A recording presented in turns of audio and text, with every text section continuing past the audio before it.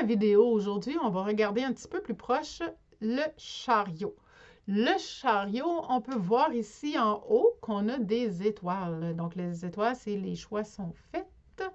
Ici, la lune représente les rêves.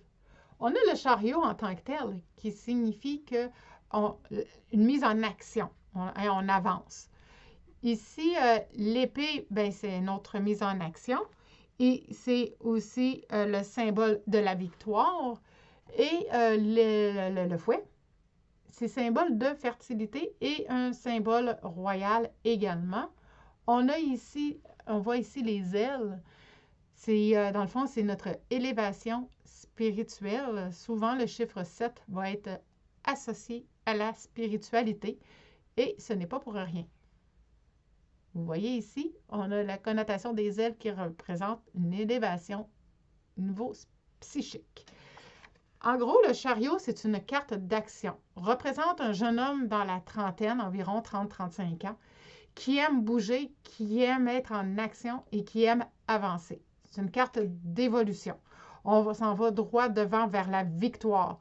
Les chevaux, c'est ça que ça représente. Ça représente la victoire. On s'en va directement en avant dans notre but qu'on s'était fixé. Et puis, c'est ça, on s'en va droit, comme je disais, directement. Le but qu'on s'est fixé, on s'en va là, il n'y a aucun doute.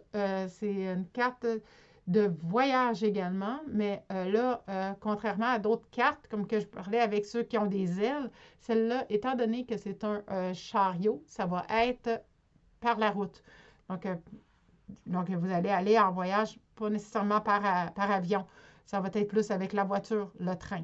Donc, ça va vraiment être quelque chose de plus près, de plus local comme voyage. Ça ne sera pas très, très loin.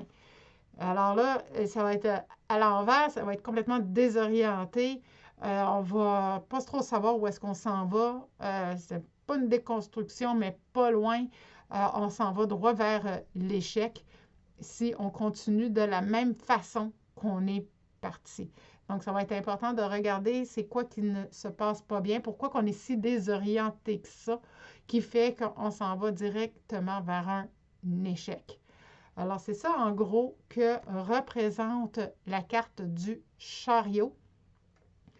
Je vous invite à commenter la vidéo, à l'aimer, à la partager. Également, si vous désirez avoir votre question, une question qui vous turlupine depuis je ne sais pas combien de temps et que vous voulez avoir une réponse, vous pourrez prendre rendez-vous avec moi. J'ai mis un lien Calendly pour que vous puissiez prendre rendez-vous et poser votre question. Je vais aussi vous allez voir, si vous me suivez sur YouTube, vous allez avoir aussi un autre lien pour justement vous procurer directement la question à 30 $. Comptez environ notre rencontre de plus ou moins trentaine de minutes. Et si jamais vous voulez avoir quelque chose de plus approfondi avec 12 maisons de tarot, eh bien là, on va faire plutôt pas plus tôt, mais vous allez avoir l'option aussi de le choisir. Vous allez avoir dans les descriptifs de la vidéo les deux options. Puis la deuxième option, c'est les 12 cartes. Et puis, là, on va aller plus... Là, on va aller plus en profondeur dans vos questionnements, que ce soit sur la santé, les amours, les relations interpersonnelles, le travail. Donc, on va vraiment aller plus en profondeur là-dedans et révéler votre défi que vous allez avoir à relever pour cette année.